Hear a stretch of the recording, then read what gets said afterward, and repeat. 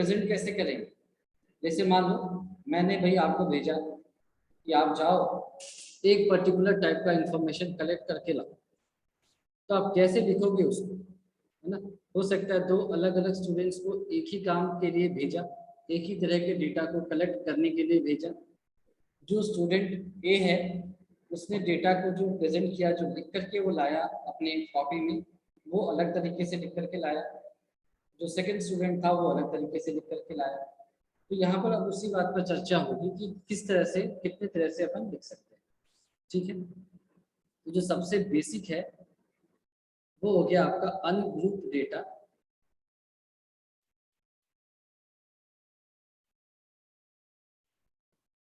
ये raw data भी बोला जाता है कई बार। मतलब जैसा डेटा आपने आपको मिला वैसा ही आपने सामने वाले को दे दिया। तो मान लो एग्जांपल मैं लेता हूँ कि marks scored by 5 students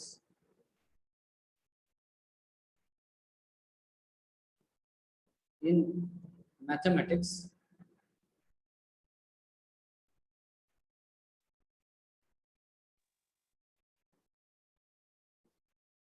out of 100। मान लो ऐसा कुछ है कि मुझे मैथ्स के सब्जेक्ट में, जो कि 100 नंबर में एग्जाम हुआ था, उस मैथ्स के सब्जेक्ट के मार्क्स हमें 5 स्टूडेंट्स के नोट करने हैं और ये सबमिट करना है हमारा। तो कैसे कर सकते हैं? हमने मान लो पहले स्टूडेंट को बुलाया और पूछा कि भाई तुम्हें कितने मार्क्स आए थे 100 में। उसने कहा कि मुझे तो 85 आए थे, तो मैं लिख लिया। दूसरे ने कहा कि मुझे तो 57 आए थे, ये भी लिख लिया। तो तीसरे को बुलाया, तू आ, तेरे को कितने आए? उसने बोला मान लो मैं तो तेज हूँ, मुझे 93 आए। चौथे को बुलाया, उसको 74 आए। और पांचवे को बुलाया, उसको मान लो कुछ भी आ गया, 67 आया, ऐसा कुछ आया। ठीक है, तो ये एक तरीका है डेटा को लिखने का। अब ये तो केवल 5 स्टूडेंट्स की बात है यहाँ पर। तो अगर 5 स्टूडेंट्स की बात है तो ये देख करके कुछ भी कंक्लूड कर पाना बहुत आसान है, क्योंकि 5 ही आंसर सेंस थे, 5 ही डेटा है। अगर ये 5 स्टूडेंट्स की जगह 5000 होता और इसी तरह से डेटा लिख दिया जाता, मुझे पहला दूसरा ऐसे 5000 बच्चों को बुलाया गया, उनके मार्क्स लिख दिए गए, और फिर हमसे कहा जाता कि भाई 5000 में से किस बच्चे को सबसे मिनिमम आए और किस बच्चे को सबसे मैक्सिमम आए, ये आप लिख के बता दो। तो आप समझ सकते हैं कि इसको करने में कितना समय लग जाता है, क्योंकि आपको नहीं पता कि ये जो 5000 डेटा है पहले से स्टार्ट हुआ 5000 पे खत्म हो रहा है, इसमें सबसे मिनिमम कौन सा रहा होगा। ये आपको एक एक डेटा को, एक एक मार्क्स को एनालाइज करके बताना पड़ेगा। उसी तरह से सबसे ज़्यादा हाईएस्ट मार्क्स किसको आए, ये भी आप खुद से नहीं बता सकते कि मुझे तो 95 अच्छा लगता है तो मैंने लिख लिया हाईएस्ट मार्क्स 95। आपके अच्छे लगने से मतलब नहीं है, किस स्टूडेंट्स को हाईएस्ट आए और कितने आए ये हमें चाहिए। तो यहाँ पर भी हमें एक नंबर आउट ऑफ 4998 निकालना पड़ेगा, सॉरी 4999 निकालना पड़ेगा। क्यों? एक तो आप ऑलरेडी निकाल चुके होंगे मिनिमम वाला, उसको क्रॉस कर दिया, बाकी जो बच्चे हैं उनमें से मैक्सिमम निकाला। तो आप देख सकते हो कि कितना टीडियस काम है। तो ये तरीका तो ठीक है, लेकिन इसको और भी सुंदर बनाया जा सकता है, और भी बढ़िया बनाया जा सकता है, अट्रैक्टिव बनाया जा सकता है। कैसे? तो लिख लिया the data presentation, the data presentation can be made more reliable, है ना? इसको लिखा more reliable and attractive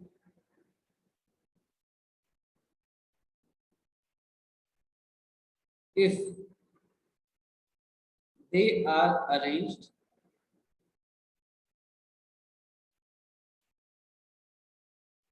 in either ascending और डिसेंडिंग ऑर्डर।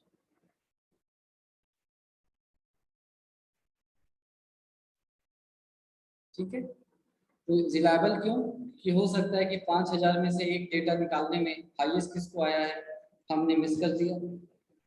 96 97 ऐसे बगल में लिखे थे, हमको दिमाग काम नहीं किया, हमने 96 की जगह या 97 की जगह हाईएस्ट 96 लिख दिया, ये एरर पॉसिबल था।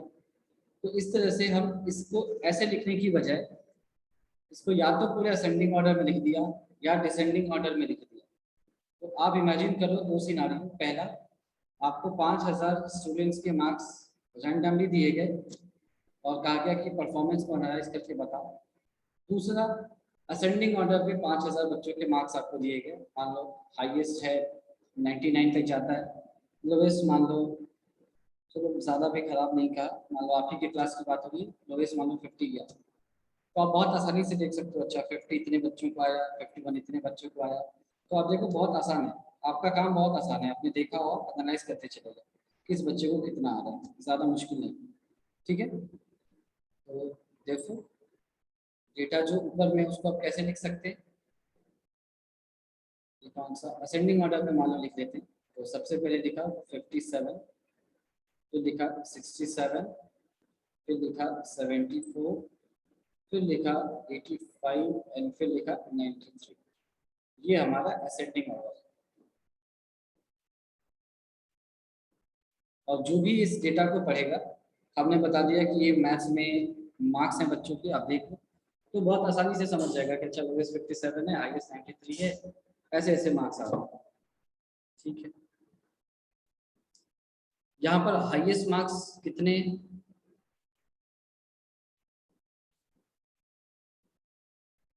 हाईएस्ट मार्क्स कितने हैं और लोएस्ट मार्क्स कितने, क्या दिख रहा है सर? 93 हाईएस्ट है। ठीक है, और 57 लोएस्ट। ठीक, तो हाईएस्ट है 93, लोएस्ट है 57।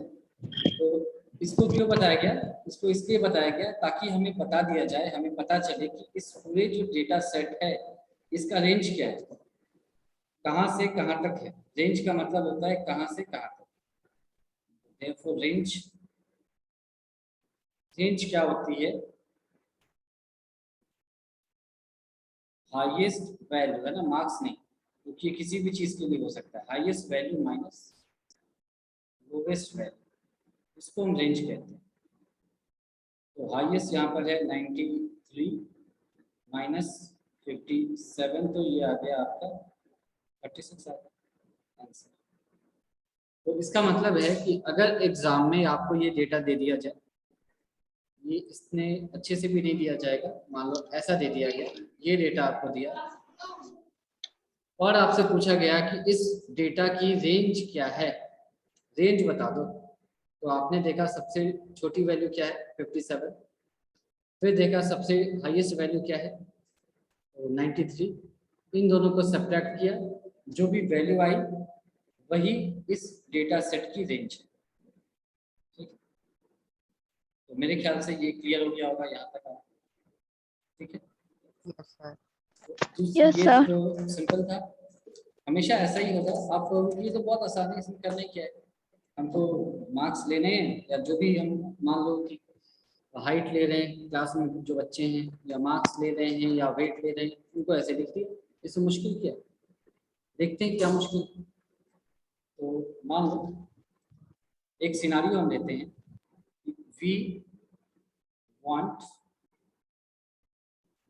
To find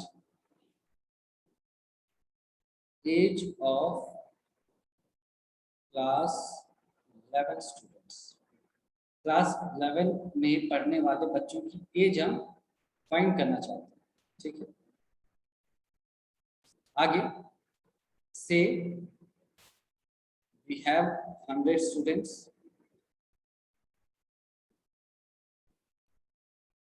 say we have 100 students in the class,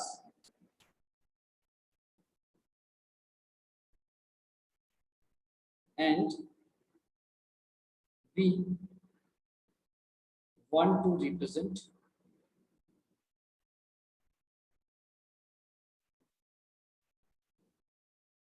there edges. मान लो आप 9th में हो, लेकिन हमने ऐसे 11th मान लिया। 11th क्लास के 100 बच्चे हैं, बड़ा स्कूल है कोई, 100 बच्चे पढ़ते हैं 11th में। हमने ऐसे ही खड़ा कर दिया लाइन से, और हमने बोला कि एक एक करके आते जाओ और अपने एज बताते चले जाओ। तो प्रीवियस जो डेटा है उस हिसाब से भी अगर हम कहें कि हमने असेंडिंग या डिसेंडिंग ऑर्डर में लिखना शुरू किया, मान लो हम ऐसा मान रहे हैं कि भाई ये जो है ना असेंडिंग और डिसेंडिंग ऑर्डर में लिखेंगे। मान लो हम ऐसे लिखें descending order, highest to lowest, ऐसा लिखना चाहते हैं। तो क्लास 11th के बच्चे की मैक्सिमम एज कितनी हो सकती है आपके अकॉर्डिंग? अपने एज में 17। अपने एज में सर 17। 17। ठीक है, किसी को 51 तो नहीं लग रहा है ना? No sir. No sir. अगर तुम्हारी एज 49 है अभी तो हो सकता है, या फिर इतना वो पढ़ाई क्यों करेगा, इतनी बार फेल हो गया। मान लो ऐसे 17 आप कह रहे हो तो 17 मान लो। तो क्लास में 100 बच्चे हैं, तो आपके हिसाब से कितने बच्चों की एज 17 हो सकती है? 60। चलो 60 है तो मान लो 60 बच्चे की एज ऐसे हमने लिख दिया 17 17 17, या इस तरह से लिखने की बजाय मान लो ऐसे लिख दिया 60 बच्चों की एज हमने 17 लिख दी। आप में से कई बच्चे होंगे जिनकी एज अभी 14 भी होगी, तो इसका मतलब जब वो 11th में जाएंगे तो उनकी एज 16 रहेगी। 16 मान लो, कुछ बच्चों की एज 16 है, कुछ की 15 होगी, और मान लो कुछ बहुत तेज बच्चे हैं जिनकी 14 होगी, मान लो ये टोटल 100 है, हमने ऐसे लिख लिया। और किसी को दे दिया कि भाई ऐसा है ना, ये 100 बच्चे हैं, उनकी एजेस है, इसको दे दो।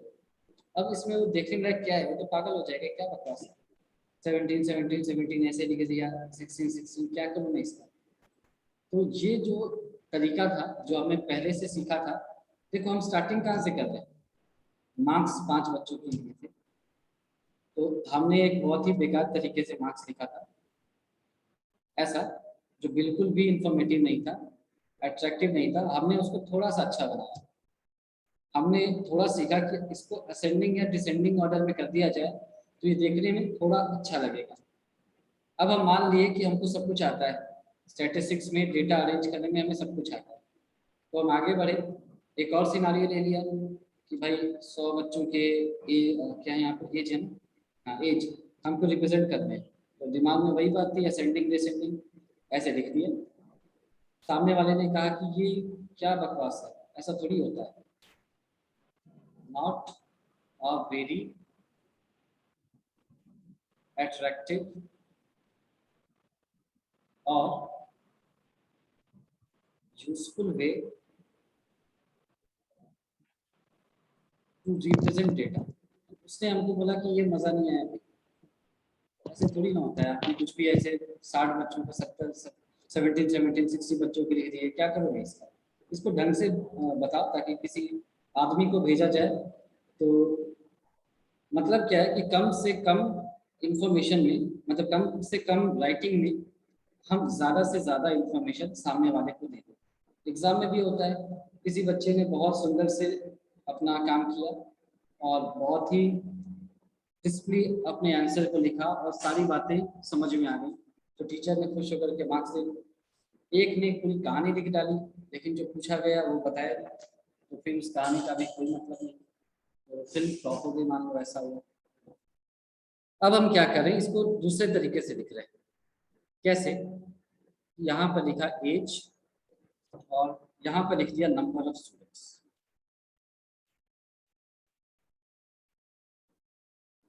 और मान लो कि हम 60 स्टूडेंट्स की बात करें, 100 तो लिखा था, ऐसे 60 स्टूडेंट्स। अच्छा, ये जो देखा ना आपने 17 17 17, तो मान लो 17 60 टाइम्स आ रहा है, तो मैथ्स में इस 60 को एक नाम दिया जाता है, मतलब इस 60 को ही नहीं, ये 50 टाइम्स आता है या 14 टाइम्स आता है, यानी कोई चीज जब अपने आप को बहुत रिपीट कर रही होती है तो उसको एक नाम दिया जाता है। किसी को पता है क्या नाम होता है? अभी तक आपने पढ़ा है ये ऐसा कुछ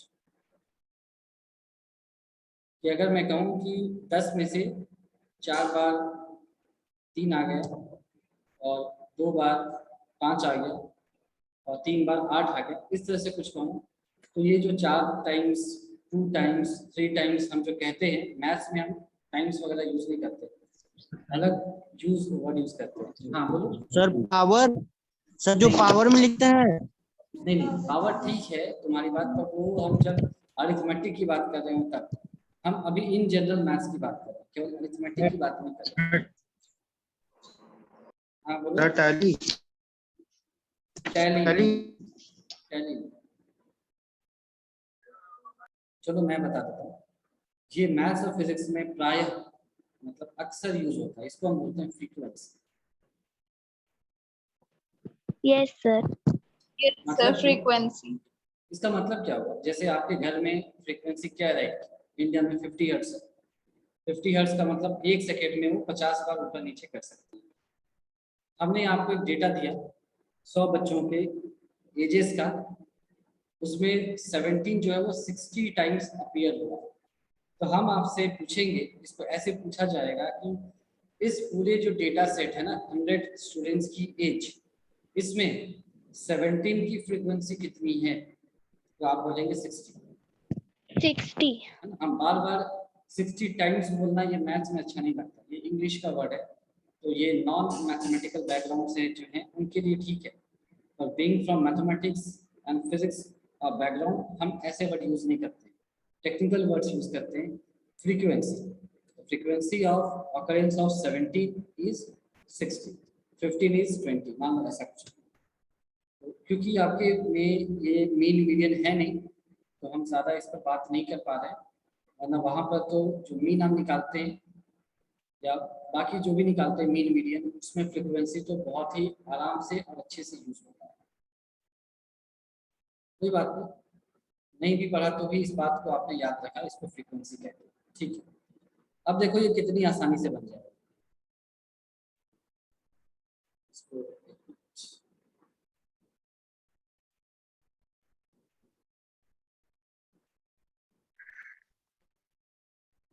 इसको नीचे बैंक से बना देता हूँ। तो हमने क्या कहा था?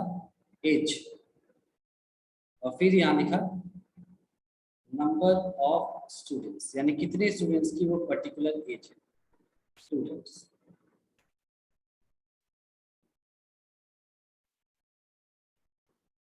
तो हमने यहाँ पर एक टेबल बना दिया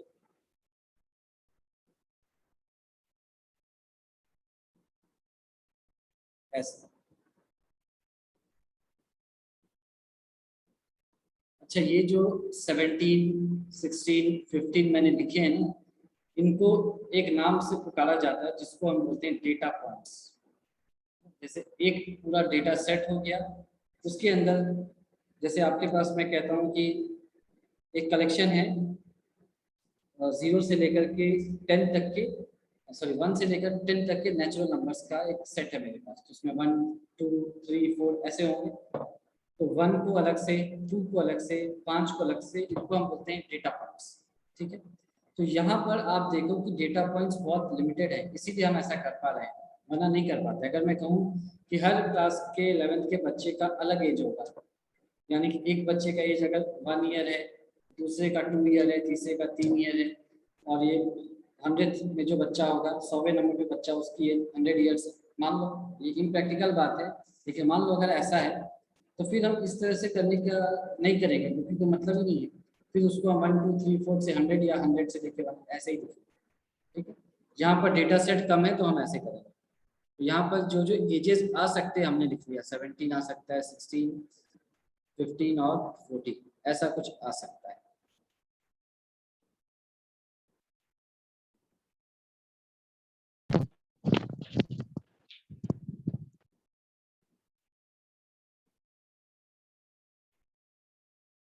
तो चलो, जैसे हमारे पास कितने स्टूडेंट्स थे?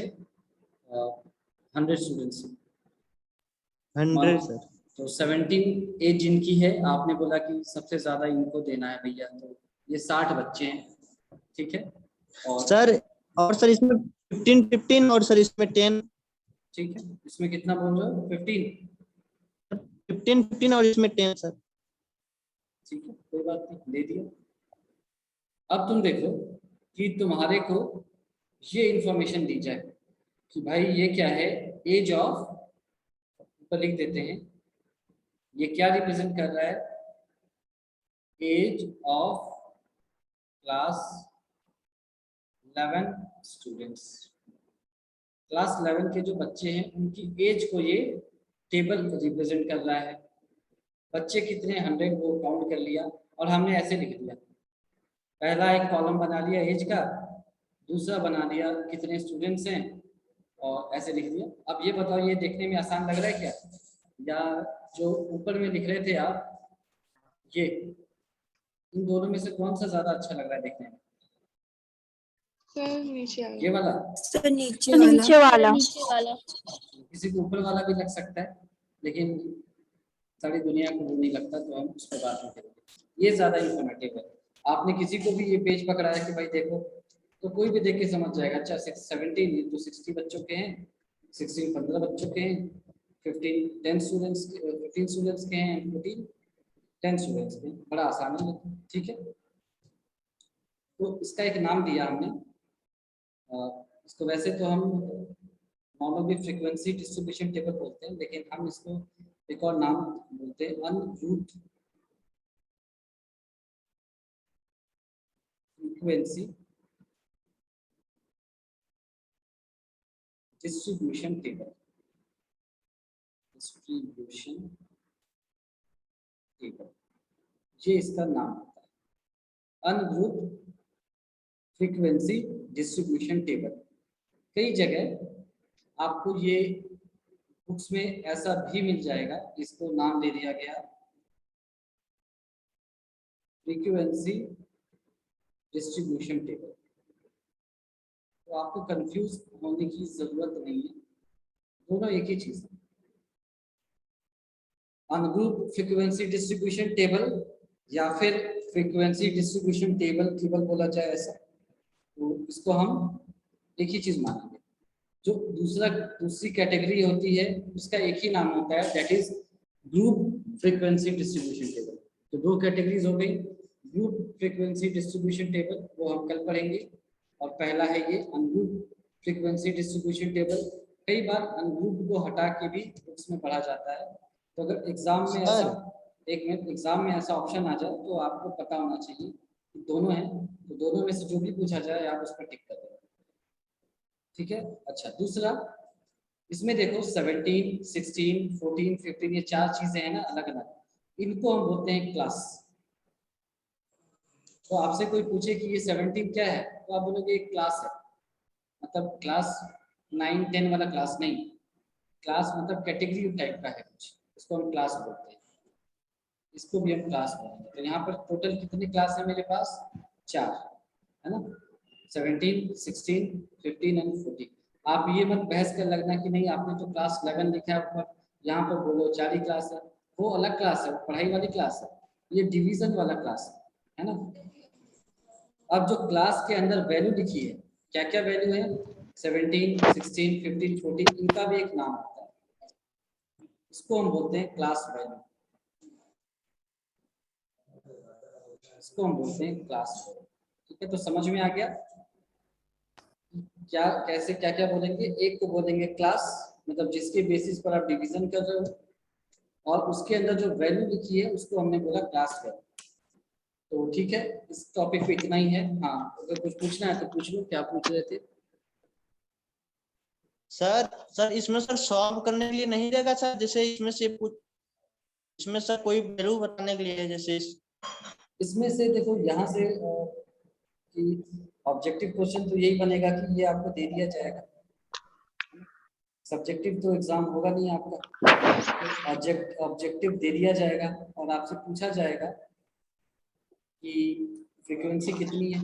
इसमें ऐसे पूछा जा सकता है कि जो 15, जैसे यहाँ पर तो आपने 15 और 15 बराबर दे दिए ना, मान लो यहाँ पर होती वैल्यू 17 होती और यहाँ पर 13 होती, मान लो ऐसे, तो तो आपसे पूछा जाता है कि 13 बच्चे किस क्लास में है, तो आपको बताना होता 15, ठीक है, इस तरह से बताना होता है। या फिर आपसे पूछा जाता है कि 13 जहाँ पर नंबर ऑफ स्टूडेंट्स है ना, उस क्लास की क्लास वैल्यू क्या है, तब आपको बताना पड़ता है कि ये 15 है। नंबर ऑफ स्टूडेंट्स जहाँ पर 13 है, सर वॉइस नहीं आ रही आप। चलो फिर से बता दिया कि जैसे मान लो हमने तो यहाँ पर 15 और 15 बराबर ले लिया था, इस 15 की जगह डिवीजन हम ऐसे करते कि 17 बच्चों की जो एज है वो 16 है और 13 स्टूडेंट्स की एज है 15 है। तो आपको ये टेबल दे दिया जाता या किसी भी तरह से आपको इंफॉर्मेशन दिया जाता और आपसे पूछा जाता कि 13 स्टूडेंट्स जहाँ पर हैं, जिस क्लास में हैं, उस क्लास की क्लास वैल्यू कितनी है, तो आंसर होता 15, ठीक है। तो इसी तरह से ऑब्जेक्टिव